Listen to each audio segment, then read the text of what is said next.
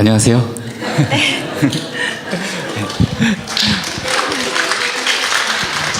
안재옥, 김미듬 부부입니다. 오늘 가족 나눔을 하기 위해 이 자리에 나왔고요. 공동 발표를 하다 보니 처음 날것의 원문이 계속 상대방 거를 수정하더니 굉장히 완화됐습니다.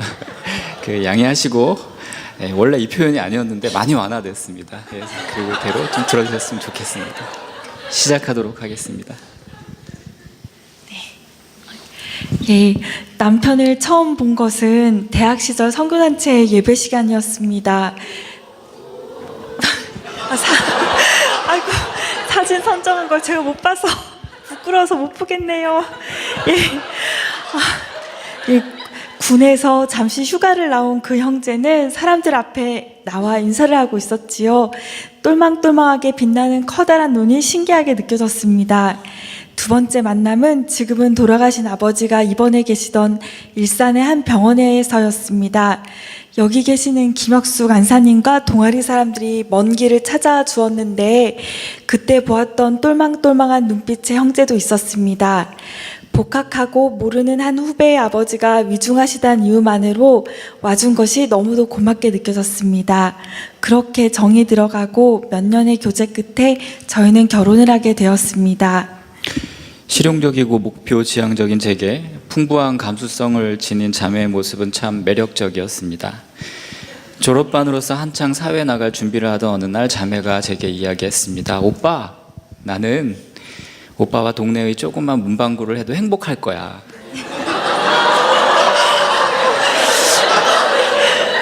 구직으로 스트레스 받던 제게 그 말이 얼마나 힘이 되었는지 모릅니다. 그리고 그때 이 자매와 결혼해야겠다고 다짐했죠. 나중에 안 사실이지만 문학도였던 나는 정말 문방구라는 공간을 좋아하였습니다.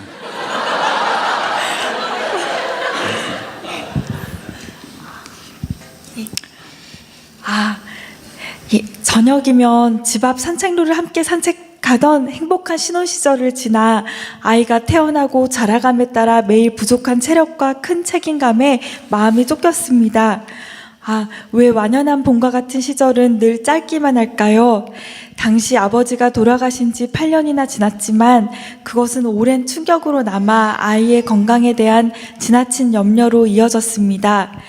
내가 잘 먹이고 돌보지 못해서 아프면 어떡하지? 하는 생각에 제때 먹이고 푹 재우지 않으면 불안했습니다.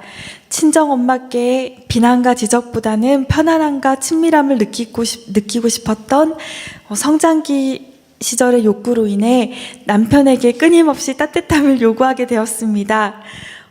남편의 회사가 강서 끝자락이었기에 멀리 있던 옛 교회의 사람들과 친구들을 만나기도 쉽지 않았습니다.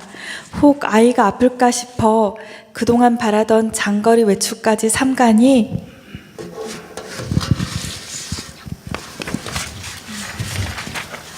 우울함이 몰려왔습니다. 남편이 회사에서 지원해주는 시험을 준비하기 시작하자 육아로 인해 몸도 마음도 너덜너덜해지는 것 같았습니다. 괜시리 미워졌습니다. 피곤해 잠들어있는 남편에게 아이가 깨면 밤에 한 번이라도 재워달라고 하거나 목욕을 부탁할 수도 없었습니다. 언젠가 크게 다투게 되었을 땐 제게 소리치던 모습은 큰 상처가 되기도 하였습니다. 정반대의 기질도 서로에게 스트레스가 되었습니다. 중요한 일에 대해 철두철미하게 계획하고 실천하고 물질과 시간을 잘 아끼는 남편의 기질이 저는 상대적으로 숨이 막혔습니다. 안정적인 기존의 틀 안에서 작은 일을 벌이는 저와 달리 새로운 도전을 크게 벌이는 남편은 존재만으로도 늘 부담스러웠습니다. 왠지 늘 무언가를 따지고 싶었습니다. 그렇게 서로에게 쌓인 불만으로 인해 종종 티격태격 언성을 높이면 피해는 고스란히 아이에게 갔습니다. 행복했던 신혼은 2010년 아들 현우가 태어났을 때 끝났습니다. 끝났습니다. 현우가 태어난 것은 너무나 기쁜 일이었지만 육아는 현실이었습니다. 양가 부모님이 도저히 못하는 상황이어서 육아는 오로지 우리의 몫이었습니다. 게다가 저는 매일 밤늦게 퇴근하였고 회사에서 지시한 시험 준비 중이어서 주말에는 학원에 공부하러 갔습니다. 아내는 육아로 인해 날이 갈수록 웃음을 잃어갔습니다. 한 번은 퇴근 후 불 꺼진 집에 들어왔는데 아내가 아이를 재우느라 저녁도 못 먹고 말도 못할 정도로 기운이 없었습니다. 되는 대로 김에 밥, 김치 넣어 말아주니 맛있다며 우걱우걱 소처럼 받아먹는데 마음이 무척이나 아팠습니다. 그때 저는 선택을 해야만 했습니다. 회사의 부끄러움을 무릅쓰고 시험을 포기하겠다고 하였습니다.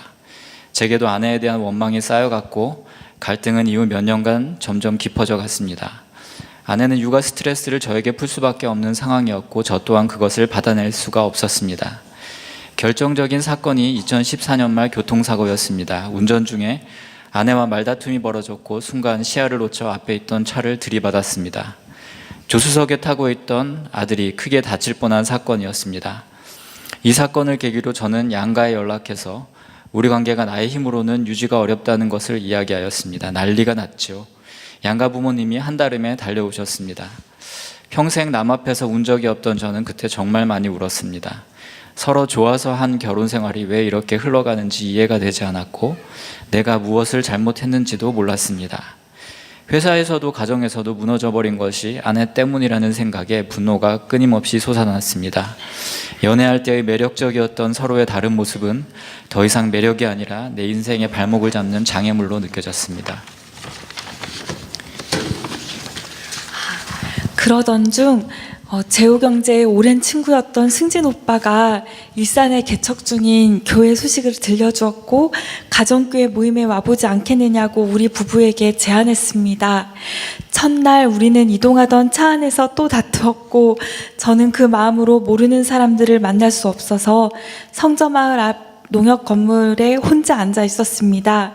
그렇지만 밖에 찾아온 이진아 목사님의 권유로 가정교회로 힘든 발걸음을 옮겼습니다.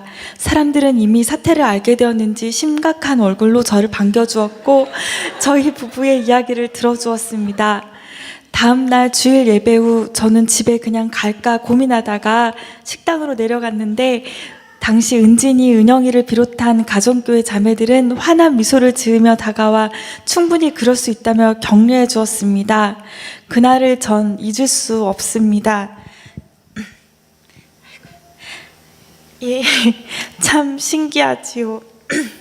가정교회 자매들이 제 곁에서 서로 웃으며 대화하는 모습에서 어떤 따스함과 희망을 느꼈습니다. 아름다운 카페 아니었지요. 홀트학교 식당에서 식사 후 스테인리스 물컵으로 차를 마시며 곁에서 이야기를 들어주고 자매들이 평소처럼 서로 밝게 농담을 주고받던 모습을 지켜본 것뿐이었는데 점차 다툼의 횟수는 줄어갔습니다. 가정교회 사람들의 얼굴을 대하고 교제하는 사이 어느새 밝고 따스한 안정감이 저와 저희 가정에 감돌기 시작했습니다. 그때부터 우리 집에 손님들이 찾아오기 시작했습니다. 우리 사정을 잘 아는 가정교회 식구들이 번갈아서 혼자 있는 믿음이의 말동무가 되어 주었습니다. 이전에는 장모님이나 멀리 사는 친구에게만 털어놓던 아내에게 여러 말벗이 생겼습니다. 저 또한 가정교회에서 속 이야기를 하다 보니 말하는 것만으로도 감정이 많이 사그러들었습니다. 동시에 지인들의 권유로 우리는 전문가에게 상담을 받았습니다. 산후 우울증은 개인이 버틸 수 있는 것이 아니기에 전문가의 도움을 받기로 용기 내었습니다. 덕분에 아내는 저에 대한 험담을 마음껏 할 수 있게 되어 갔다 오고 나면 한결 밝아지곤 하였습니다. 언로가 트이자 우리의 감정이 순환되고 막혔던 감정이 움직이자 회복의 과정이 시작되었습니다. 저에게만 돌아오던 감정의 폭포수가 두 갈래, 세 갈래 갈라지더니 어느새 버틸만 하였습니다. 우리는 조금씩 원래의 자리를 찾아가고 있었고 더디지만 분명한 회복이 일어났습니다. 그렇게 힘들었던 시기가 불과 2년 전이라고 생각하니 저도 참 놀랍습니다. 그렇게 찾아온 봄은 잠시 왔다 사라지는 것이 아니었습니다. 부부끼리 대화하면 다툼으로 번질 수 있는 이야기도 가정교회 안에서 함께 나누면 대화가 순조롭게 되곤 했습니다. 제 마음속 가장 깊은 곳에 빈자리를 온전히 채울 수 있는 것은 혼자만의 시간도 그 어떤 노력도 아니었습니다. 지금도 마음속의 집은 때론 흔들리고 적곤 하지만 전처럼 쉽게 무너지지 않습니다. 늘 변함없이 저와 우리 가정을 판단치 않고 있는 그대로 사랑하고 소망해주는 사람들이 있다는 사실이 너무도 든든했습니다. 세월이 흐를수록 얼굴이 쭈글쭈글해져가는 남편과 매일 서로를 조금씩 더 높여주고 아껴주는 사랑의 추억을 갖고 싶습니다. 목자님을 비롯한 모든 분들과 같은 김포에 살 때 보고 싶다며 한달음 달려와주던 희연이에게 이 자리를 빌어 고마움을 전하고 싶습니다. 이제는 야근을 해도 학업을 해도 버텨줄 수 있는 가족들의 체력이 생겼습니다. 그리고 아픔이 있는 가족들에게 또 마음을 나눌 조그마한 힘도 생겼습니다. 그것은 우리 가족의 것이 아니라 내가 속한 공동체의 힘입니다. 외롭게 살아가는 우리들에게 피는 섞이지 않았지만 또 다른 가족 공동체가 있다는 것이 얼마나 큰 위로인지 모릅니다. 마지막으로 혹시나 말 못할 고민이 있는 분이 있다면 고민하지 마시고 가정교회에 들어오시면 좋겠습니다. 우리가 맨날 모여서 밥 먹고 삶을 이야기하고 예배를 드리는 것이 의미 없어 보일지 몰라도 그 안에는 누군가는 저희 가족처럼 회복되어 가고 있고 또 누군가는 삶의 가장 어려움 한가운데서 공동체와 함께 건강하게 이겨나가고 있기 때문입니다. 감사합니다. 네, 감사합니다. 네, 여러분 나눔 잘 들으셨죠? 예, 우리 저에게는 젊은 부부라고 해도 제가 이렇게 할 수 있는 표현인 것 같은데 젊은 부부가 이렇게 시련을 극복하면서 살아가는 이 다정하면서도 참 감동적인 모습 감사하게 지켜볼 수 있었습니다. 수고 많으셨습니다. 네. 그러나 이렇게 어느 교회에서나 환영받을 수 있는 이 따뜻한 가정이 회복되는 이야기, 이런 모습이 모든 사람에게 따뜻함을 주지만은 않는 것 같습니다. 형편과 처지에 따라서 내가 저 부부의 회복에 함께 기뻐할 수 없는 그런 어떤 공감할 수 없는 상황에 있는 분들도 분명히 있고 교회는 그 모든 분들의 공동체입니다. 그런데 지금 이 자리에 아마 저쪽에 태어난 지 몇 달도 채 안 된 아이로부터 우리 어르신들은 안 계시네요. 예. 어르신이 이제 되려고 준비하는 저보다 약간 누나들, 형님들까지 포함해서 이 안에 있는 모든 남녀노소의 분들이 전부 함께 공감할 수 있는 우리 모두의 공통점이 하나가 있습니다. 그것은 우리가 성장해가는 사람들이라는 것입니다. 인간은 그렇습니다. 어린아이로 태어나서 싱글로 살아가거나 부부로 살아갑니다. 부부로 살아가다가 싱글이 되기도 합니다. 그러면서 노년이 되어갑니다. 이 전체 과정을 꿰뚫는 성경의 키워드는 성장이라고 할 수 있습니다. 그래서 누가복음에 우리가 잘 아는 유명한 말씀이 있죠. 예수는 지혜가 키가 자라고 하나님과 사람에게 더욱 사랑을 받았더라. 예. 그리고 에베소서 4장 13절 말씀, 또 이런 말씀이 있습니다. 그리하여 우리 모두가 하나님의 아들을 믿는 일과 아는 일에 하나가 되고 온전한 사람이 되어서 그리스도의 충만하심의 경지에까지 다다르게 됩니다. 그래서 우리 모든 사람들은 어린아이는 어린아이대로 그리스도를 닮아가는 성장의 출발점에 저 뒤에 이제 서 있는 아이들이, 이렇게 엄마 품에 안겨 있는 아이들이 그렇게 있는 것이고, 그리고 여기 앉아 계신 분들은 모두 싱글 혹은 부부로서 살아가면서 그리스도를 닮아가는 성장의 지속적인 과정 속에 여러분 계십니다. 그러면서 노년이 되어갑니다. 우리 모두가 늙을 것이고 우리 모두가 또 가야 할 곳으로 갈 것입니다. 그 과정 속에서 우리의 노년의 모습은 그리스도의 그 모습을 닮아가는 성장의 결과였으면 좋겠습니다. 그런 열매였으면 좋겠습니다. 그렇게 아름답게 늙어갔으면 좋겠습니다. 그래서 우리가 이 다양한 상황 속에서 각자에게 주어진 인생의 과업들을 어떻게 수행해 갈 것인가. 그래서 예컨대 상담 심리적인 관점이라기보다는 성경신학적인 관점으로, 왜냐하면 저희가 성경신학적인 이야기를 해야 가장 잘 말할 수 있고 예배 시간에 이 자리에 앉아 계신 분들이 듣고 싶은 이야기도 성경의 이야기일 것이기 때문입니다. 그리고 하나님 나라 관점에서 이야기하고 싶습니다. 왜냐하면 우리가 맨날 하나님 나라를 이야기하는 교회인데 그것이 우리의 노년의 삶에서, 우리의 싱글의 삶에서, 우리 부부의 삶에서, 우리의 어린아이들을 키우는 삶에서 적용되지 않는다면 그것은 그냥 지식의 자랑이나 그냥 현학적인 이야기일 수밖에 없기 때문이죠. 그래서 우리는 성경신학적 관점에서 성경이 우리 인생을 무엇라고 말하고 있느냐, 그리고 하나님 나라 관점에서 우리가 믿고 있는, 우리가 추구하고 있는 신학이 우리의 일상의 삶에서 어떻게 적용될 것이냐, 이런 것들을 함께 생각해 보고자 하는 것입니다. 그래서 오늘은 그 첫 번째 시간으로 부부로서 하나님 나라를 품고 그리스도에게까지 자라나는 삶에 대해서 생각해 보는 시간을 가지고자 합니다. 근데 제 뒤에 이렇게 배후에 저를 배후에서 이렇게 주장하시는 한 분이 나와 계십니다. 사실 이분을 여기에 모시지 않았다면 이분은 제가 설교하는 시간에는 저 아래층에서 초등부 아이들과 씨름해야 하는 상황이고, 저는 그럼 더 마음 편하게 좋은 남편 코스프레도 하면서 단란한 가정을 짐짓 이렇게 보여주고자 하는 시도들을 할 수 있으나, 이렇게 뒤에 증인이 있고 제가 어떻게 살아가는지 다 지켜보신, 20년 가까이 지켜보신 분이 계시기 때문에, 그리고 뭐 결혼하기 전까지 하면 20년이 벌써 넘었죠. 한 30년 가까이 지켜보신 분이 계시기 때문에 저는 이 자리에서 진실할 수밖에 없다. 그리고 다만 진실이 아니라 제가 또 이야기하다가 우리의 삶 속에 있는 문제들, 또 더 잘 가르쳐 주실 수 있는 부분은 이재나 목사님께 청해서 듣고, 그리고 결론은 이재나 목사님이 마무리하시는 것으로 그렇게 하겠습니다.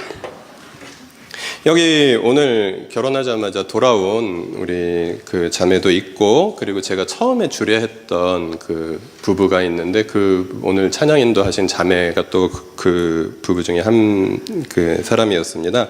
그때 같이 읽었던 말씀인데요. 그 두 번의 예배 때 읽었던 말씀 같이 읽겠습니다. 창세기 2장 말씀 같이 읽겠습니다. 주 하나님이 말씀하셨다. 사람이 혼자 있는 것이 좋지 않으니 그를 돕는 사람, 곧 그에게 알맞는 짝을 만들어 주겠다. 주 하나님이 들의 모든 짐승과 공중의 모든 새를 흙으로 빚어서 만드시고 그 사람에게로 이끌어 오셔서 그 사람이 무엇이라고 하는지를 보셨다. 그 사람이 살아있는 동물 하나하나를 이루는 것이 그대로 동물들의 이름이 되었다. 아담이 모든 집짐승과 공중의 새와 들의 모든 짐승에게 이름을 붙여주었다. 그러나 그를 돕는 사람, 곧 그의 짝이 없었다. 그래서 주 하나님이 아담이 깊이 잠들게 하셨다. 그가 잠든 사이에 주 하나님이 그의 갈빗대 하나를 뽑고 그 자리는 살로 메우셨다. 주 하나님이 아담에게서 뽑아낸 갈빗대로 여자를 만드시고 여자를 아담에게로 데리고 오셨다. 그때 아담이 왔으니 이제야 나타났구나. 이 사람, 뼈도 나의 뼈, 살도 나의 살, 남자에게서 나왔으니 여자라고 부를 것이다. 그러므로 남자는 아버지와 어머니를 떠나 아내와 결합하여 한 몸을 이루는 것이다. 아담과 그 아내가 둘 다 벌거벗고 있었으나 부끄러워하지 않았다. 에베소서 4장 말씀 같이 읽겠습니다. 그리하여 우리 모두가 하나님의 아들을 믿는 일과 아는 일에 하나가 되고 온전한 사람이 되어서 그리스도의 충만하심의 경지에까지 다다르게 됩니다.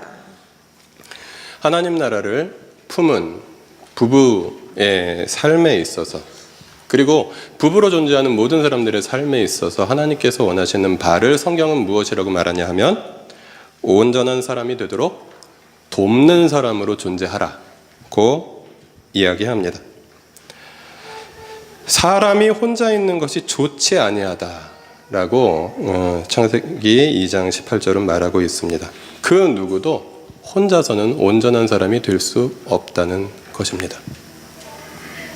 여기서 이제 어떤 형태로도 혼자 계신 분들이 이런 이야기를 들으면 기분이 안 좋으실 수 있습니다. 그러나 그것은 어떤 결혼한 배우자만을 의미하는 것은 아니다라는 것 분명히 이렇게 먼저 말씀드립니다. 배우자만이 아니라 우리는 모두 더불어 함께 살아가며 여기 계신 공동체 가족들 모두가 함께 하면서 사람이 혼자 있는 것이 좋지 아니하고 함께 살아가는 존재로 빚어져 있는 우리의 모습을 함께 구현해가는 그런 존재들이라는 사실을 우리가 함께 기억했으면 좋겠습니다. 그래서 우리는 모두가 서로를 돕는 사람입니다. 그런데 배우자들은 서로의 성장을 돕는 특별한 사람으로 부름을 받은 사람들입니다. 배우자라는 특별한 돕는 사람들은 서로의 상처와 모든 부끄러움까지도 나눌 수 있는 가장 진실한 모습을 볼 수 있고 가장 부끄러운 모습을 볼 수 있고 가장 어떻게 말하면 악한 모습까지도 볼 수 있는 사람들이기 때문입니다.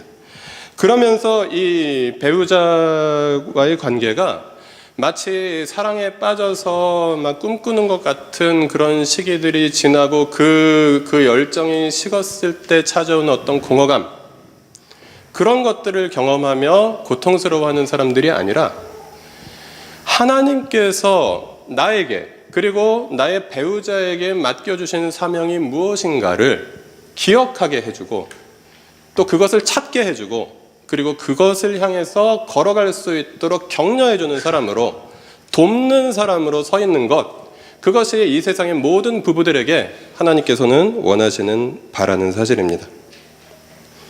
그래서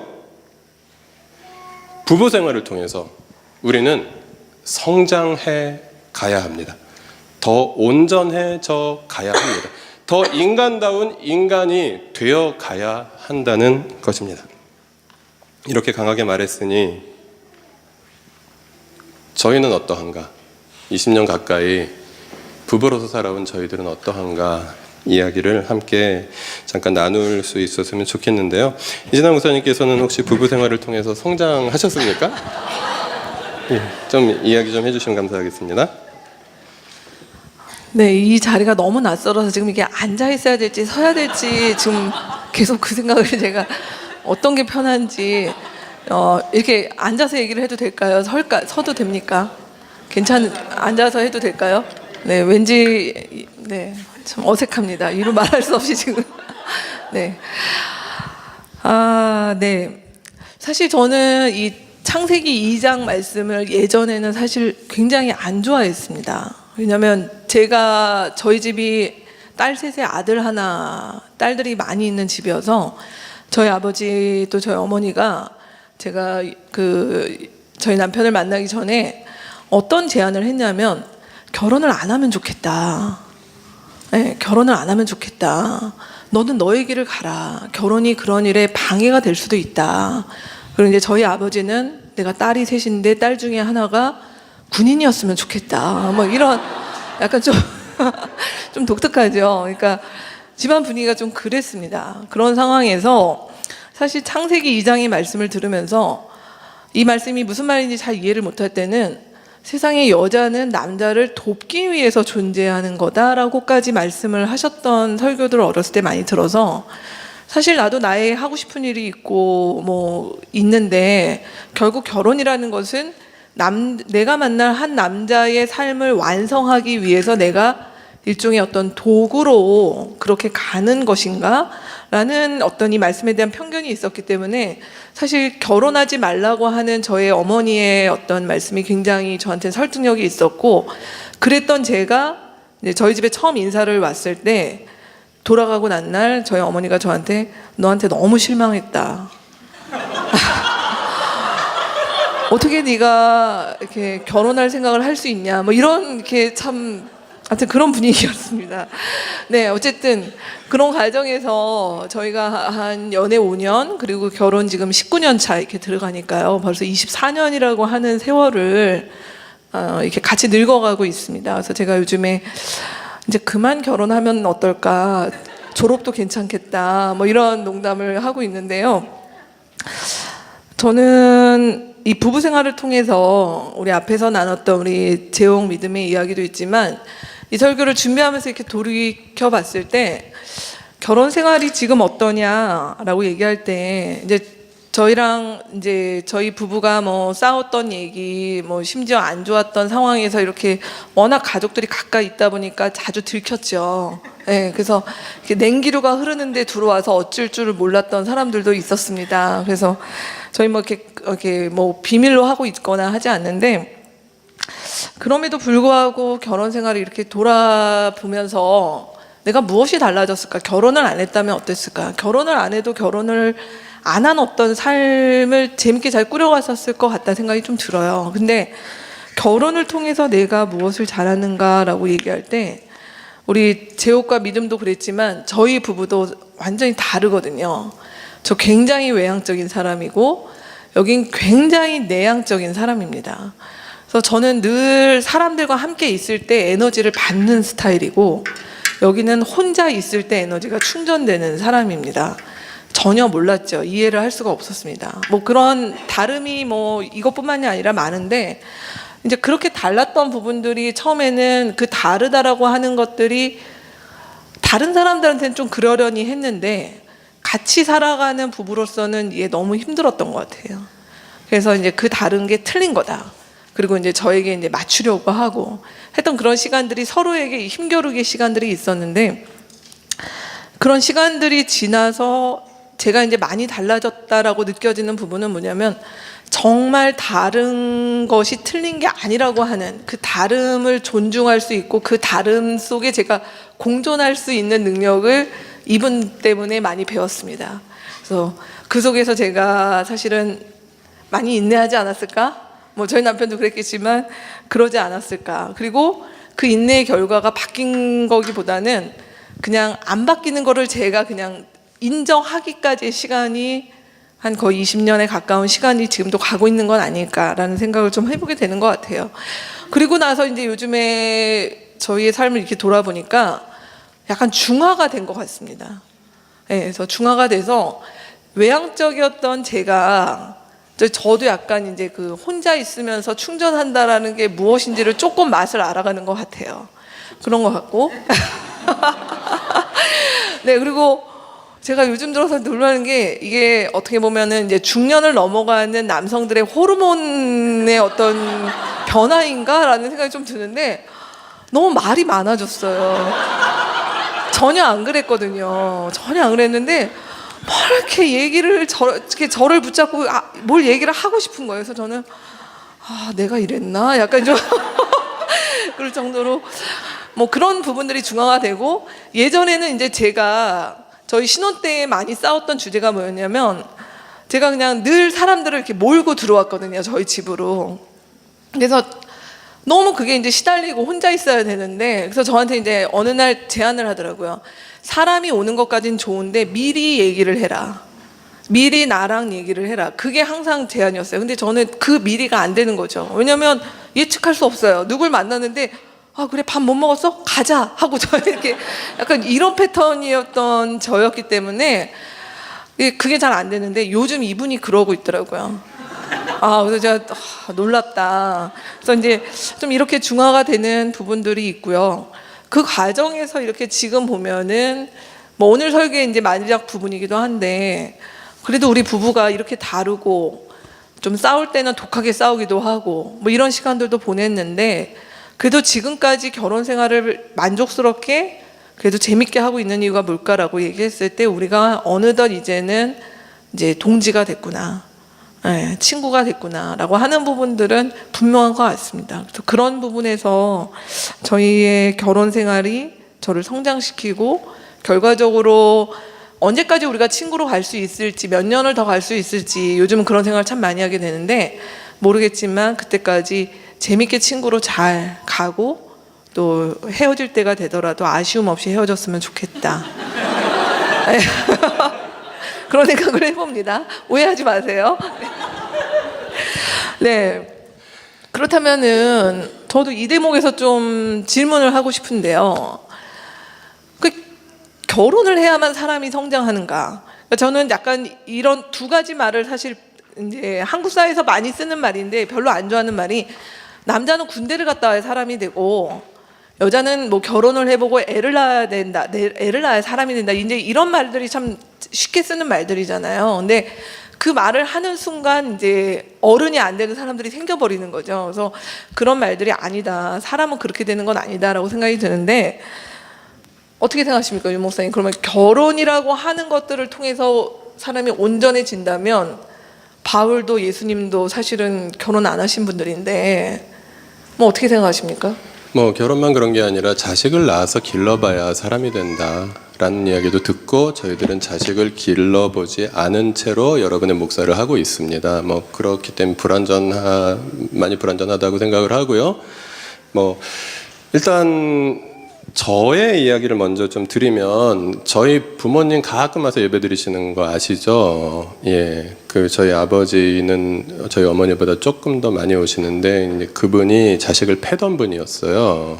그래서 아버지한테 줄곧 맞으면서 자랐고 제 기억에 한 20대 후반까지 맞았던 것 같아요. 예, 그리고 어머니를 자식이 보는 앞에서 때리던 분이었어요. 예. 지금은 착해지셔서 그러지 않으십니다. 예. 그리고 그러지 않으신 지 되게 오래되셨습니다. 이제 그 얘기를 드리는 것은 제가 아버지를 디스하려고 하는 게 아니라, 예. 이제 그렇게 자랐던 거죠, 저는.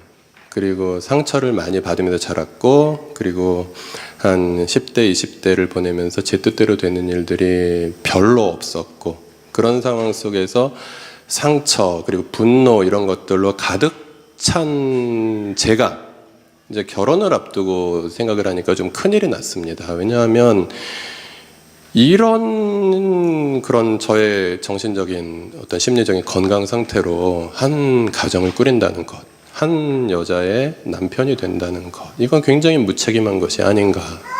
그래서 저는 뭐 제가 만날 수 있는 가장 전문가에게 복음주의권의 그 목회 상담학 교수님 중에서 제가 알기로는 제일 유명한 분이세요. 그리고 저의 그 논문 지도 교수이기도 했는데 그분한테 정식으로 찾아가서 한 10주 이상 상담을 받았어요. 근데 이 두 분은 상담 받으면서 되게 이렇게 효과가 있으셨던 것 같은데 저는 안 받은 것보단 낫지만 그렇게 효과가 좀 없었습니다. 사람이 그렇게 한 30년을 자란 사람이 10주 정도 전문가를 만났다고 해서 크게 변하지 않더라고요. 예. 그래서 그렇게 무책임하게 결혼을 했고요. 예. 그래서 문제가 많았을 것입니다. 특히 초반에는 한 5년 정도는 많이 싸웠습니다. 이제 그런 시절이 있었고, 그리고 제가 좀 결혼을 통해서 성장한 것은 무엇이냐면 저는 어떤 민족, 조국 이런 어떤 추상적인 개념이나 집단적인 개념을 사랑한다고 말하는 그런 젊은이였어요. 근데 결혼을 하고 이분을 만나게 되면서 사람을 구체적으로 품어준다는 것이 무엇인가? 결국 남편과 상의하지 않고 집에 와서 밥을 먹이는 것이었지만 예, 그것을 계속 지켜보면서 사람을, 개인을 구체적으로 사랑한다는 것은 무엇인가? 이런 것에 대해서 많이 배울 수 있었고, 예, 만약에 제가 이분을 만나지 않았다면, 네, 저는 계속 조국, 예, 민족, 이 추상적인 개념들을 사랑하지 않았을까 생각을 합니다. 그런데 이분을 만나면서 이제 사랑하는 법을 아직도 멀었지만 배워가고 있는 것, 이제 그런 게 감사한데, 그럼 배우자가 있어야만 온전한 사람으로 성장할 수 있느냐라는 문제에 있어서 우리가 성경신학적으로 우리가 이것을 살펴보아야 한다고 말씀을 드렸잖아요. 오늘 본문에서 아담과 하와는 실제로 존재했던 부부로 보는 것이 맞습니다. 그런데 또 한 가지 어떤 측면이 있는 것이 이 세상에서 공동체로 존재했던 두 사람의 모델이었다라는 것으로 분명히 볼 수 있습니다. 최초의 공동체였기 때문이죠. 그래서 그 두 가지 측면이 다 있는 것이거든요. 그리고 부부도 역시 이 세상에 존재하는 모든 공동체 중에 가장 작은 부분이기도 합니다. 두 사람으로 모여 있기 때문이죠. 그래서 사람과 사람이 온전한 사람으로 서로를 도와주는 것은 꼭 결혼 관계일 필요는 없다라는 거 분명히 짚고 넘어가야 하는 것 같습니다.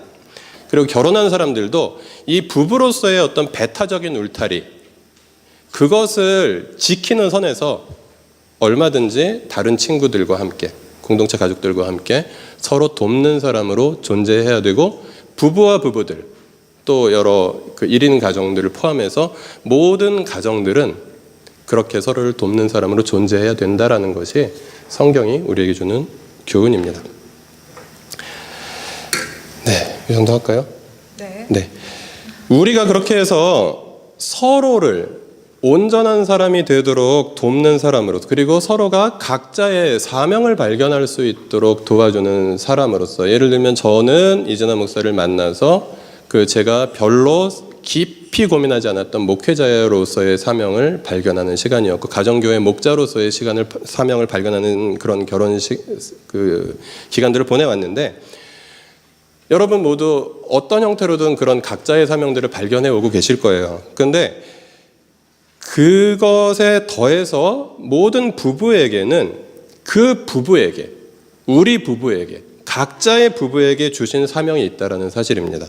그래서 그것을 발견하고 함께 감당해 가는 것이 분명히 필요하다. 먼저 창세기 1장 28절에 이 첫 부부에게 주신 사명이 나와 있습니다. 같이 읽어볼까요?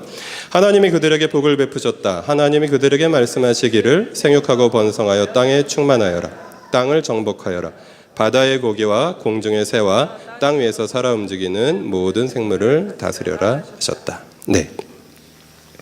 저는 이 말씀을 근거로 해서 아담과 하와라는 이 부부 모델은 이 세상에 존재하는 모든 부부의 모델이다 라고 정의를 좀 해보았습니다. 그리고 그들의 사명은 세상을 아름답게 경영하는 그런 사명이었고, 그리고 오늘날 우리가 그 사명을 이어받는다고 한다면 세상을 회복하기 위해서 동역하는 두 사람으로서 이 세상의 모든 부부들은 존재해야 한다.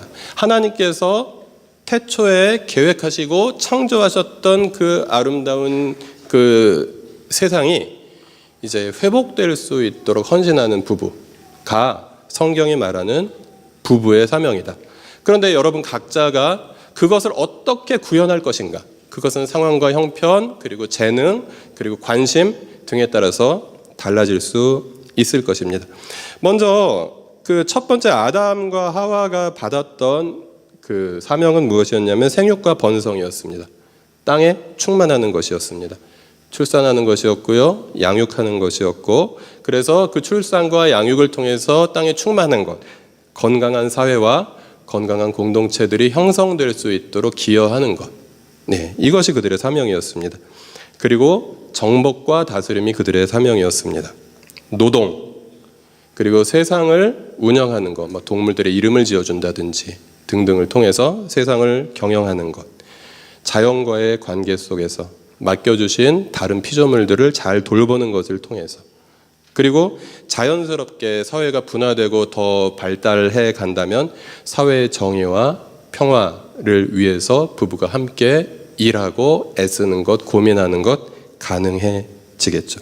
이것은 꼭 그리스도인 부부만이 아니라도, 그리고 세상 회복이라든지 이런 단어를 쓰지 않아도 이 세상에 부부로 존재하는 모든 두 사람들은 여기에 헌신해야 한다라고 하나님께서는 원하고 계신 그런 모든 부부의 보편적인 사명이라고 할 수 있겠습니다.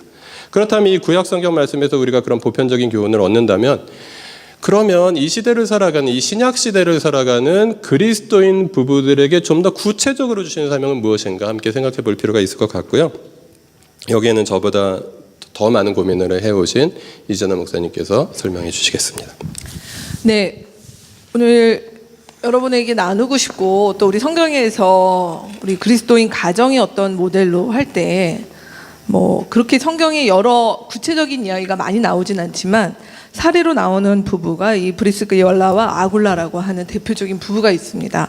여러분 이미 아시겠지만 성경 사도행전 18장과 로마서 16장의 말씀을 우리가 같이 한번 읽어봤으면 좋겠습니다. 사도행전 18장 본문 같이 한번 읽어볼게요. 그 뒤에 바울은 아테네를 떠나서 고린도로 갔다. 거기서 그는 본도 태생인 아굴라라는 유대 사람을 만났다. 아굴라는 글라우디오 황제가 모든 유대 사람에게 로마를 떠나라는 칙령을 내렸기 때문에 얼마 전에 그의 아내 브리스길라와 함께 이탈리아에서 온 사람이다. 바울은 그들을 찾아갔는데 생업이 서로 같으므로 바울은 그들 집에 묵으면서 함께 일을 하였다. 그들의 직업은 천막을 만드는 일이었다. 그리스도 예수 안에서 나의 동역자인 브리스가와 아굴라에게 문안하여 주십시오. 그들은 생명의 위협을 무릅쓰고 내 목숨을 구해준 사람들입니다. 나뿐만 아니라 이방 사람의 모든 교회도 그들에게 감사하고 있습니다. 그리고 그들의 집에서 모이는 교회도 문안하여 주십시오. 아멘. 사도행전과 로마서의 기록에 또 따르면 바울을 통하여서 1세기 교회가 그 1세기에 있었던 유대를 넘어서서 예루살렘을 넘어서서 이방의 지역에 확산되는 데에는 바울 혼자 있었던 것이 아니라 바울과 함께 했던 그의 동역자들이 굉장히 많았습니다. 근데 그 가운데 아주 유력했던 부부가 바로 오늘 우리가 본문에서 봤던 이 브리스길라와 아굴라라고 하는 부부입니다. 이 성경을 바울 서신 쪽을 연구하는 학자들에 의하면은 아굴라와 브리스길라라고 표현을 하지 않고 브리스길라와 아굴라라고 표현을 하는 것을 볼 때 특별히 이 두 사람의 사역의 비중이 아내였던 브리스길라에게 있던 걸로 보여진다라고들 많이 할 정도로 사실 이 부부는 사실 당대 1세기 고대 근동이 아니라 1세기의 사회라고 하는 것이 오늘날과 같은 남녀 평등의 시대가 아니었고 사실 여성들에게 여전히 육아와 가사와 그 다음에 어떤 남편의 보조의 역할로서 강조됐던 시대에 이 부부가 가지고 있는 모습은 굉장히 동등한, 평등한, 그리고 이 동역을 같이 이뤘던 아주 이상적인 그런 부부의 모습으로 제시되고 있습니다. 그래서 이 부부가 오늘 본문에 보면 뭘 했냐면 이들은 일종의 오늘날로 표현하면 이제 자비랑 선교사와 같은 모습이었던 것이죠. 그래서 텐트 메이커로 당대 로마의 각 큰 도시들에서 있는 올림픽과 또 올림픽에 준하는 어떤 축제들이 있을 때 거기에 즐기러 왔던 사람들이 당시 무슨 숙박을 했던 것이 아니니까 이런 텐트를 거기서 잘 수 있는 텐트를 파는 사람들이 있었던 거예요.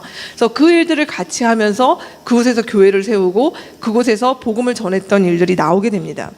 그래서 이 부부는 사실 이 일들을 같이 했다는 것이죠. 브리스길라는 집에 있고 아굴라가 좀 돌고 와서 이렇게 했던 것이 아니라 이 부부가 같이 협력해서 가는 곳마다 교회를 세웠던 일들의 모습이 나옵니다. 그래서 우리가 오늘 이 본문에서 보게 되는 이 부부가 했던 일, 세 가지의 어떤 동역의 일들을 볼 수 있는데 첫 번째가 뭐였냐면 손님을 대접했던 일들이에요. 그 손님 가운데는 누가 있었냐? 바울도 있었습니다. 그래서 바울조차 이들의 집에 묵으면서 같이 일을 하고 함께 있을, 그러니까 누군가 우리 집에 드린다고 하는 거, 여기 결혼하신 많은 분들 또 우리 누구든 그렇잖아요. 사실 내 집을 오픈하여서 아주 친하거나 하는 관계면은 모르겠지만 사실 집을 항상 오픈해서 누구든 와서 우리 집에서 환대하고 같이 식사하고 심지어 잠을 잘 수 있다라고 하는 것은 이게 부부라고 할 때 더더욱 이게 같이 맞지 않으면 사실 굉장히 쉽지 않은 일입니다. 근데 이 일들이 이들의 일상이 됐다라고 하는 것은 그만큼 그들이 이 일들 속에서 팀워크를 이뤘다라고 볼 수 있다는 것이죠. 그리고 이들 가운데서 무엇이 있는가? 이 손님을 대접하는 일들을 통해서 무엇을 했는가 하면 공동체를 섬기기 시작하는 일들이 있었다라고 하는 것입니다. 그래서 로마서의 말씀에 보면 지금 바울이 뭐라고 문안을 하는가 하면 그들에 대한 브리스길라와 아굴라에 대한 고마움을 표현할 뿐만 아니라 그들의 집에서 모이는 교회가 있었다라고 표현하는 것이죠. 그래서 누구누구의 집에서 모이는 교회 할 때 아굴라뿐만이 아니라 브리스길라와 아굴라가 어떻게 보면 이 모델이 이제 우리 오늘 가정교회 하는데 우리 부부들의 우리 가정교회 다섯 팀의 우리 부부 목자들이 가정교회를 섬기고 가정을 오픈하고 식구들을 돌보고 하는 일들이 그냥 갑작스러운 일들이 아니라 1세기 때 브리스길라가 아굴라가 이미 그 일들을 했던 그 흐름과 그 전통 가운데 저희도 서 있다 볼 수 있습니다.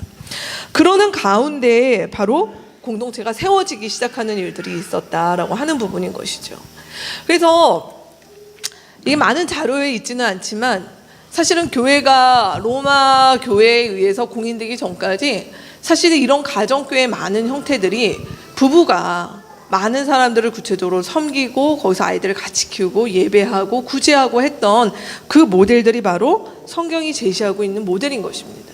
그래서 결혼을 한 부부는 성경이 보여주고 있는 모습은 서로가 그리스도 안에서 온전한 사람이 되도록 돕는 것을 넘어서서 이제 그 부부가 한 팀이 되고 한 동역을 하는 가운데 다른 사람을 세우고 공동체를 세우는 데까지 나아가는 것이 사실은 결혼한 그리스도인 부부의 가정의 목표다. 그리고 그 부르심이다라고 하는 것들을 성경은 우리 가운데 보여주고 있는 것이죠.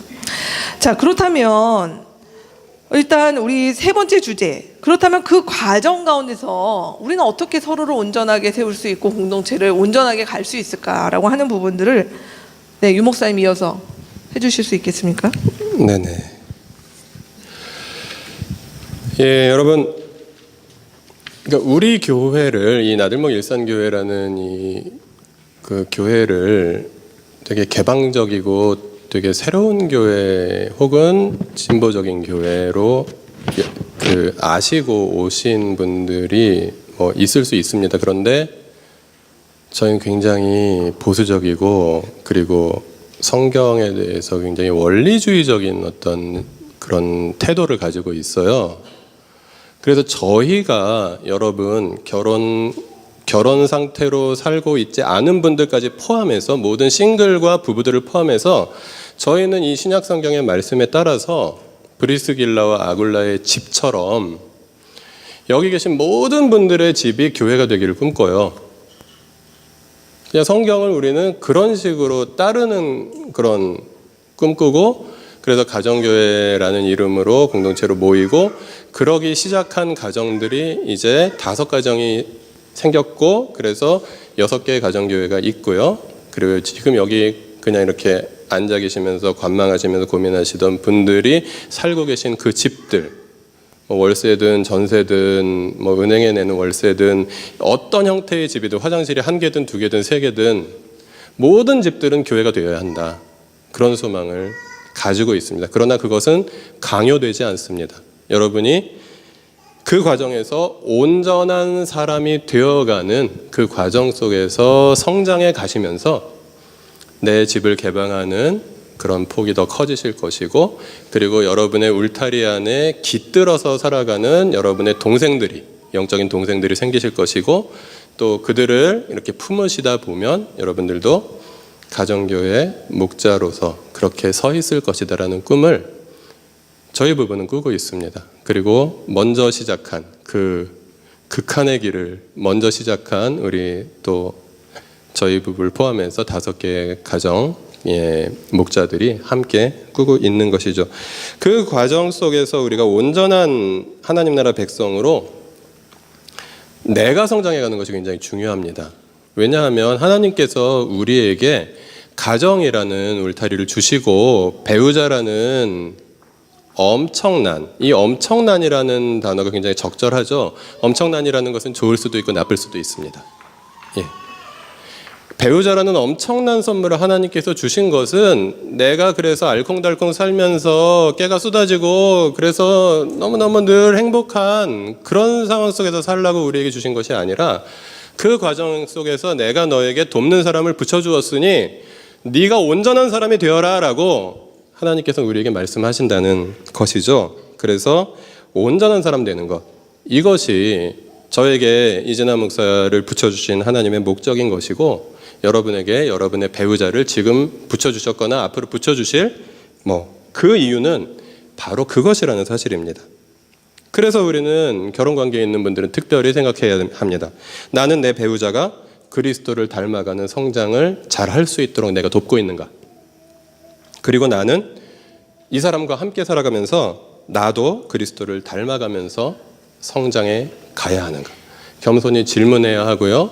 그리고 함께 답을 찾아가야 하는 그런 과정들이 필요합니다. 시간이 많이 지났기 때문에 여러 이야기를 하지는 못하겠는데 한 2가지 정도만 줄여가지고 여러분께 사전에 질문을 해달라고 부탁을 드린 그런 질문들이 있습니다. 그래서 온전한 사람이 되기 위해서 우리가 짚고 넘어가야 하는데 우리 가족들이 궁금해하고 있는 질문들 몇 개가 들어왔었거든요. 그 중에서 이전화 목사님께서 고르셔서 뭐 그냥 가장 이 시간에 적절하겠다 생각하시는 것 한두 개 정도 이렇게 나눠주시고 이후에 좀 이어가면 좋겠습니다. 네, 거기 있는 질문들, 남편을 존경한다는 것이 무엇입니까? 그리스도인 부부의 양성평등, 시댁 부모님과의 관계는 어떻게 해야 합니까? 부부 갈등 어떻게 풀까요? 부부에게 권해주고 싶은 것은 뭐 이런 뭐 질문들 뭐 있는데요. 사실 성경이 이제 성경이 이야기하고 있는 것들과 우리가 이 한국 땅에서 우리의 몸에 밴 것의 차이는 너무 큰 것 같습니다. 그래서 우리가 결혼 관계 안에 들어갔을 때 성경은 분명히 그리스도 안에서 남자와 여자와 그리스도인인 유대인이나 헬라인이나 그 다음에 종이나 자유자나 모두가 다 동일하다라고 선언을 했습니다. 그래서 우리가 언젠가 그리스도 앞에 섰을 때 우리는 다른 무엇으로 서는 것이 아니라 그리스도 앞에 선 단독자로 우리 각 개인이 서게 된다는 것이죠. 그래서 우리가 이 땅에서 부부관계에서도 성경이 얘기하고 있는 것은 사실 우리나라에서 전통적으로 가지고 있는 것, 뭐 남편은 하늘이다, 하늘 같은 남편이 이렇게 그렇게 표현들을 많이 하잖아요. 하늘 같은 남편을 모셔야 된다. 이런 어떤 표현들이 우리는 참 그냥 장난이나 뭐 무심결이나 아니면 이렇게 쓸 수도 있지만 사실은 우리의 의식 속에 있는 부분이 있는 것이죠. 그래서 결혼 관계에 있어서도 주도권을 누가 가지고 있는가? 남편이 가지고 있고, 그리고 이 말씀을 남편에게 순종하라라고 얘기를 했고 남편은 사랑해라. 우리가 3월인가요? 2월, 3월 골로새서를 다루면서 그때도 말씀을 드렸는데 이 단어가 오늘날 이제 곡해돼서 남편과 아내의 관계에서 아내는 남편을 존경을 해야 되는, 이게 떠받들고 모시고 그가 무엇이라고 얘기하던 그냥 해야 되는 그것이 이제 존경이라고 하는 의미. 그래서 그냥 내가 아니어도 따라줘야 되는, 그래야 남편의 권위가 서는, 이렇게 이 단어를 오해한다는 것과 그 다음에 사랑이라고 얘기할 때 사랑은 남편 쪽에서 그냥 아내가 좋아하는 거, 뭐 좋아하는 음식, 뭐 명품 백을 사주고 뭐 사랑한다고 얘기해주고 하는 그런 어떤 개념으로 이걸 오해하고 있는데 성경이 얘기하고 있는 지점에서 부부는 하나님 앞에서 동등하다. 그리고 그 관계 속에서 존경이라고 이야기하는 이 단어는 상호 존경이다. 그리고 성경에서 말하고 있는 존중과 사랑이라고 하는 단어는 호환적으로 쓰입니다. 사랑의 다른 말이 존경이고 존경의 다른 표현이 사랑이라고 하는 것이죠. 그래서 세상에 가장 얕은 수준의 존경과 존중을 받는 것이 무엇입니까?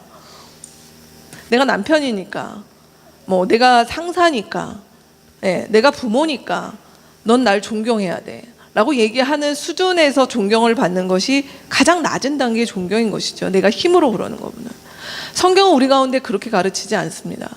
성경이 말하고 있는 거, 우리가 그리스도를 경외한다. 이 경외라는 표현이 어떻게 보면 존중과 존경의 다른 표현일 수 있는데 그것은 하나님께서 우리를 억압하시고 누르시고 힘으로 우리를 강제하시기 때문에 우리가 무서워서 그분을 그러는 것이 아니라 그리스도께서 우리를 죽기까지 사랑하셨고 더 낮아지셨기 때문에 우리가 존경한다면 부부간의 관계 속에서도 아내니까 나를 존경해야 돼, 남편이니까 이래야 돼 라고 하는 부분이 아니라 서로가 그리스도 앞에서 같이 먼저 존경하고 존중하고 받아줘야 되는 부분들이 있지 않을까. 그럴 때 비로소 양성평등이라고 하는 부분들, 사실 이 양성평등이라고 하는 부분도 안타까운 부분은 뭐냐면 이미 그리스도의 말씀을 받아들였을 때 이 양성평등이라고 하는 것이 가장 구현돼야 되는 지점이 가정의 자리임에도 불구하고 사실은 저도 이제 여러 부부들의 이야기를 듣고 또 저희 부부도 그랬던 부분이 이 평등이라고 하는 것이 기계적인 평등이 아님에도 불구하고 사실은 이제 자매들이 느끼는 부분이 그런 거죠. 한국 남자들의 몸에 밴 가부장적인 것들.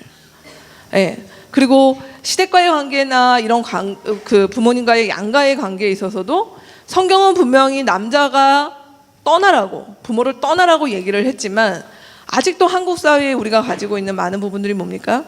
여자가 시집을 우리 집으로 오는 것이죠. 오는 것이죠. 그래서 우리 사람이 되는 것이죠.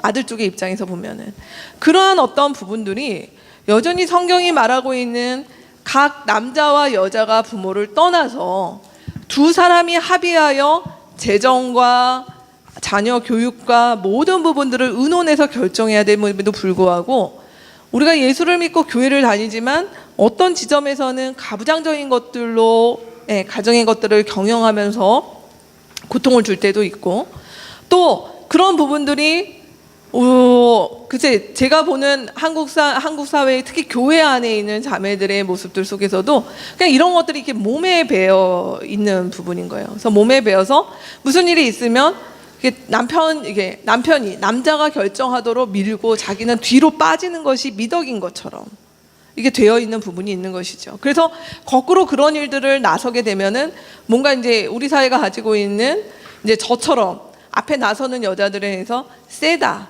뭐 기가 세다, 드세다 이제 이런 표현으로 그것이 마치 여성스럽지 못한 것인 양 이렇게 만들어버리는 일들이 있다는 것입니다.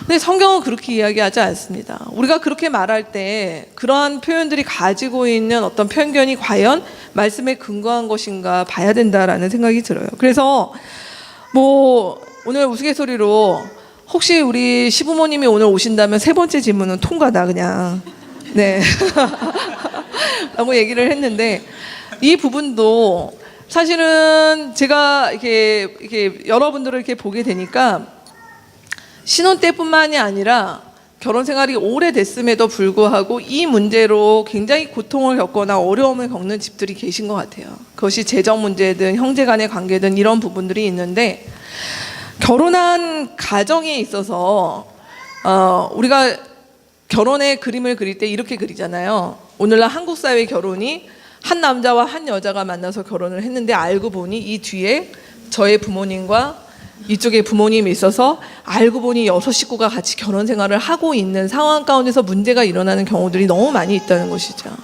근데 성경은 이걸 얘기하지 않습니다. 결혼 생활은 남자도 부모에게서 떨어져 나와야 되고 여자도 부모에게서 떨어져 나와서 두 사람이 가지고 있는 삶의 무게를 같이 헤쳐나가는 것 그리고 그 일들을 같이 헤쳐나갈 수 있도록 함께 나눌 수 있는 공동체가 있는 것 이것이 중요한 부분인 것이지 양쪽에서 어떤 물론 부모님들의 의견과 이 부분들이 존중돼야 될 부분들이 있지만 근데 이제 그렇지 못한 부분들 그래서 제가 저희 가정교회에서 우리 형제들한테 얘기한 것이 며느리와 어머니 사이에서 중립을 지키려고 하는 것은 중립이 아니다. 네, 그건 중립이 아니다라고 얘기를 합니다. 그것은 강자의 편에 서는 것이다. 그래서 중립은 없다. 네, 결혼 생활에 있어서 우리 여기 또 특별히 형제님들 계시니까 결혼 생활에 있어서 사실은 어머니한테 불효자가 죄송합니다. 우리 이렇게 며느님 두신 분들이 계실 수 있을 텐데 그렇다 할지라도 먼저 아내의 편에 서는 것이 사실은 그 가정이 오래 지속되도록 하는 데에는 맞다라고 하는 얘기들을 합니다. 네, 오늘 이렇게 여러 얘기들을 같이 좀 나눴는데요. 예, 갈등 그리고 부부에게 권해주는 건 한마디씩만. 네네. 그래서 요 세 번째 질문 우리 안재혁 우리 믿음 우리 부부가 같이 나눠준 것처럼 저희 공동체 안에 완벽한 부부는 아무도 없습니다. 아마 오늘도 이 자리에 오기 전에 아침에 잠깐 또 울그락불그락 하고 오신 분들이 계신 것 같아요. 요즘에는 왠지 그런 게 막 느껴집니다. 뭔가 또 있었구나 하는 부분을 이렇게 봅니다. 근데 그건 이상한 것이 아니라 일상이죠. 근데 이런 부부 갈등을 어떻게 풀어갈까? 이런 부부 갈등을 많은 죄송합니다. 이렇게 교회 생활 하시는 분들이 어떻게 하냐면 차 안에서 여기 주차하기 전까지 막 싸우다가 나 이제 문 연다 하는 순간 이제 표정을 딱 관리하고 나와서 할렐루야 안녕하세요 아유 이렇게 들어오신다는 거예요. 근데 이제 아이들이 와서 얘기하죠. 목사님 우리 엄마 아빠 싸웠어요. 이거 다 얘기를 하거든요. 그거 아니라고 말씀드리고 싶습니다. 그거는 공동체 아니다. 제가 계속 우리가 같이 배우는 것은 우리 공동체는 무엇인가 말끔하고 깨끗하고 좋은 모습을 보여주는 것이 아니라 우리의 허물을 나누고 우리의 수치를 나눠도 안전한 것이 공동체가 돼야 된다. 그래서 저는 부부싸움을 가정교회 와서 하는 걸 권합니다. 네, 우리 하나로 예, 여기 성도 가정교회도 사실 이제 아까 우리 제옥과 믿음이 얘기할 때 저도 참 눈물이 났는데 왜냐면 그날 그 현장에 제가 있었기 때문에 이게 그 얘기를 하고 벌써 시간이 흘러 이 부부가 이런 얘기를 아무렇지 않게 사실 이 얘기 하기가 쉬운 건 아니잖아요. 근데 할 수 있다는 것 자체가 참 너무 감사하다. 근데 제가 속한 하나로 가정교회도 우리 이제 그런 표현을 하죠. 사랑과 전쟁을 여기 와서 찍고 있다. 네, 그래서 합니다. 사실 하는 것이 쉽지 않고 하고 나서도 괴롭습니다. 그럼에도 불구하고 그것들을 두 사람이 풀 수 있는 방법은 없는 것 같습니다. 왜냐하면 누군가가 제3의 중재자가 있거나 같이 보면서 그것들을 해야지 돼서 여러분의 가정교회 부부 갈등이라고 얘기할 때 그 부분을 가정교회 안에 오픈하고 함께 나눌 수 있으면 좋겠다. 그리고 우리 아까 제옥 형제가 얘기한 것처럼 그런 일들을 위해서라도 공동체 안으로 성큼성큼 더 들어오시기를 권합니다. 그리고 이제 마지막으로 한 가지, 그럼에도 불구하고 가정교회는 일주일에 한 번밖에 모이지 않습니다. 근데 부부가 무엇을 해야 될까? 저는 결국은 어떤 부부가 오래 갈 수 있을까? 어떤 부부가 오래 동지로 끝까지 갈 수 있을까라고 얘기할 때 부부가 예배드리는 부부가 주님 앞에 함께 예배드릴 수 있는 부부가 그 부부 생활이 오래 가고 친구요 동역자로 갈 수 있다라고 봅니다. 저는 우리 지금 결혼 예비학교를 하거나 저희가 주례를 하는 이제 커플들을 만날 때 따로 주례 전에 몇 주의 시간들을 같이 가집니다. 뭐 결혼 예비학교라고 해서 뭐 부부간의 재정 관리, 우리 결혼 예비학교를 하는 여러 군데 프로그램들을 보면은 뭐 소통에 대하여, 뭐 양가 부모님과의 관계에 대하여 뭐 이런 부분들을 얘기하는데 사실 그런 부분들은 정답은 없는 것 같아요. 각 가정의 상황들이 있고 저희 부부가 헤쳐나갔던 것이 정답은 아니지 않습니까? 근데 한 가지 분명한 것은 뭐냐면 두 부부가 하나님 앞에서 같이 예배드릴 수 있다라고 하면 사실은 나머지 많은 부분들의 문제들은 시간과 두 사람이 함께 그리스도를 닮아가는 과정 가운데서 자연스럽게 녹아지는 것 같습니다. 근데 오늘날 부부이고 같이 많은 것들을 공유함에도 불구하고 예배드리는 게 어색한 부부들이 너무 많은 것 같아요. 예배는 이렇게 드리는 것이고 가정교회 때다 드리는 것이지 남편과 아내가 식탁에 성경책을 펴고 앉아서 같이 찬양하고 기도 제목을 나누고 말씀을 나눈다는 것 자체가 너무 어색한 사람들이 많은 것 같습니다. 여러분들 정말 부부가 동역자로 같이 가기 원하신다면 다른 게 아니라 일주일에 한 번이라도 나의 아내와 나의 남편과 두 사람이 같이 하나님의 말씀 앞에 머물러서 같이 삶을 나누고 하는 일들을 한번 해보셨으면 좋겠습니다. 저는 아직도 이렇게 우리가 오래 갈 수 있겠구나라고 생각했던 지점이 언제였냐면 저희가 신혼 때 이제 같이 큐티를 나눴던 어느 날 아침이었던 것 같아요. 어느 날 아침인데 얘기하면 좀 오글거릴 수 있습니다. 같이 이제 뭘 하다가 축복송을 부르자. 그래서 서로 이제 축복송을 불렀는데 둘이 이렇게 막 눈물을 흘리면서 진짜 우리 그 기억이 있습니다. 근데 그 기억이 굉장히 제정신이었나? 뭐 그러니까 하는데 그때 이후로 사실 지금까지 저희 삶에도 참 여러 일들이 참 많이 있었는데 무엇이 우리를 지금까지 오게 했을까라고 하면서 보면은 그것이 같이 우리가 주중에 그래도 하나님 앞에 말씀에 서려고 했던 시간들이 아니었는가라는 생각을 해보게 됩니다. 어제 아침에도 사실 초등부 MT를 갔다 와서 좀 많이 피곤했긴 했는데요. 어제 아침에도 이제 일어나서 커피 한 잔 놓고 둘이 같이 말씀 모으면서 찬양하고 이렇게 나눴습니다. 그래서 나누면서 어제 혹시 본문을 묵상하신 분들이 계셨다면 제가 저희 남편한테 그렇게 얘기를 했죠. 여보, 나는 참 바세바 같은 오지랖이야. 아도니아도 불쌍하고 혼자 된 아비삭도 불쌍해서 막 모든 거 좋게 하려고 하면서 그렇게 살아왔던 난데 솔로몬 같은 당신을 만나서 내가 그래도 이렇게 됐네, 감사하다. 이게 어제 저희 아침에 그런 나눔이었습니다. 저희 많이 좀 자랐죠. 네. 이렇게 되는데 이제 거의 20년의 시간이 지났고 그 시간을 보내고 나서 앞으로도 보면 제가 아까 언제 헤어질지 모른다라고 얘기하는 게 저희한테는 이제 아이가 없으니까요. 저는 정말 이제 그런 생각을 하거든요.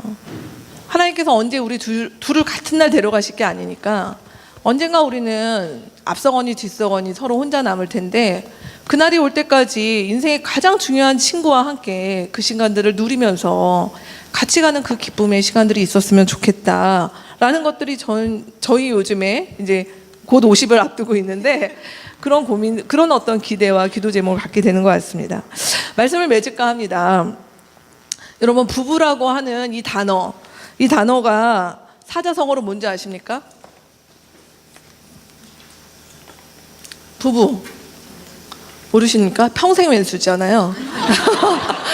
부부를 사자성어로 하면 평생 왼수다라고, 예, 굉장히 오래된 표현이죠. 모든 어르신들이 사시면서 평생 왼수다라고 얘기를 합니다. 그래서 나이가 들면 뭐라고 얘기하죠? 절대 남편이랑 누가 우리 진영 언니 얘기해 주셨나요? 인생에 5가지가 나이 들면 있어야 되는데 뭐 돈도 있어야 되고 건강도 있어야 되고 해야 되는데 하나 없어야 되는데 남편이 없어야 된대요. 이게 참 웃기고도 슬픈 이야기가, 사실 우리 사회에 또 우리 부모 세대들이 결혼 생활을 가면서 사실 다들 그분들도 어느 때는 너무 좋고 정말 무슨 말만 해도 하트가 뿅뿅 나왔던 그런 때가 있었는데 세월이 지나서 평생 왼수로 남게 되는 것이 이 땅에 사실 많은 부부가 갖게 되는 결혼의 어떤 모습인 것 같습니다. 근데 성경은 오늘 우리 가운데 뭐라고 이야기를 하냐면, 우리가 싱글로 살든, 다음 주에 우리가 다룰 주제이긴 한데요, 싱글로 살든 결혼을 하든 우리는 이 땅 가운데서 혼자 완벽해질 수 없다. 혼자 그리스도를 닮아갈 수 없다. 근데 결혼이라고 하는 것이 특별한 것은 하나님 나라를 함께 갈 수 있고 닮아갈 수 있고 서로를 그리스도를 향해서 나아가도록 하게 하는 가장 중요한 파트너가 될 수 있다. 일종의 런닝메이트와 같은 것이죠. 그래서 부부는 누구인가? 평생의 왼수가 아니라 그리스도를 닮아가는 자들에게는 하나님 나라를 함께 품은 평생의 친구요 동지가 되라고 하나님께서 보내주신 자이다라고 하는 부분인 것입니다. 그렇게 이제 내가 이렇게 된 것은 저 사람 때문이야, 내가 지금 이렇게 고통받고 어떤 힘든 거는 때문이야 라고 하는 부분이 아니라, 우리가 어떻게 하면 이 먼 길을 함께 주님을 바라보며 갈 수 있을까라고 하는 그 진지한 질문 앞에 섰으면 좋겠습니다. 이 자리에 가운데 몇몇 분들은 사실 나의 배우자가 아직 그리스도를 제대로 만나지 못했거나 아직 그리스도와 함께 이 길을 가는 길에 이게 뭐라고 할까요? 함께 있지 않는 것 때문에 고민하며 기도하시는 분들도 이 자리에 계신 줄로 알고 있습니다. 근데 우리가 절망하거나 포기하거나 낙심하지 말아야 될 것은, 하나님께서 우리 안에 주셨을 때 분명히 그 길을 함께 가라고 주신 사람이라는 것들을 기대한다면 조금 멀지만 그렇게 나아갈 수 있다. 근데 그 길을 혼자 가는 것이 아니라, 그 부부만 혼자 고민하고 가는 것이 아니라 공동체와 함께, 공동체에 속한 사람들과 함께 그 길을 같이, 그래서 그 길에서 같이 가는 동역자로 또 친구로 그 회복의 길을 같이 갔으면 좋겠다.